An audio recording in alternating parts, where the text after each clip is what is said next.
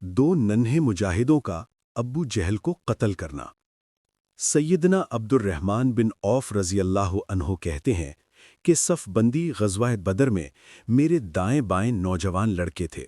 میں نے دل میں کہا کہ میرے برابر کوئی آزمودہ کار ہوتا تو خوب ہوتا۔ یہ دونوں نوجوان معاذ رضی اللہ عنہ اور معوذ رضی اللہ عنہ تھے۔ ایک نے چھپکے سے مجھے کہا کہ چچا، آپ ابو جہل کو جانتے ہیں؟ جب ہمارے سامنے آئے تو مجھے بتانا۔ دوسرے نے بھی یہی بات آہستہ پوچھی۔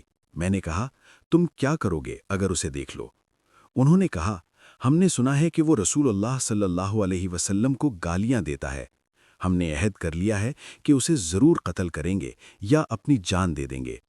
اتنے میں ابو جہل چکر لگاتا ہوا لشکر کے سامنے آیا۔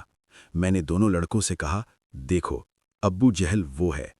یہ سنتے ہی وہ دونوں ایسے جھپٹے جیسے شہباز کوے پر گرا کرتا ہے۔ دونوں نے اپنی اپنی تلواریں اس کے پیٹ میں بھونپ دیں۔ وہ گر پڑا۔ جان توڑ رہا تھا کہ ابن مسعود رضی اللہ عنہ بھی پہنچ گئے۔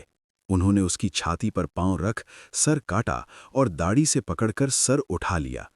آپ صلی اللہ علیہ وسلم نے ہر ساہ کی خدمات کو منظور فرمایا۔